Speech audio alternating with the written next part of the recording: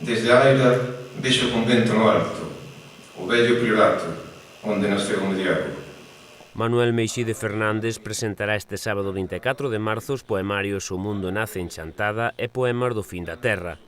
Será a 7 da tarde no Espazo C, na Rúa Comercio 26 de Chantada. O acto de lanzamento destes libros farase a través dun coloquio entre os presentes, que dan cun anaco dos versos de Meixide nun acto cultural impulsado hai uns meses dende o colectivo Por Parroquias. Alá para arriba o faro respira, os romeiros soben a ermida, axollados. Hoxe o folión de carros, vellas melodías de aldeia, arpexadas ano após ano, no piano das vacas e dos bois. As notas vanse pousando, desde Moredello a Trabaxado, nas polas sonoras dos carballos. A la lonxa banda boa, cos paxados da muñeira. Chantada, a ira dos avós, a ira sagrada.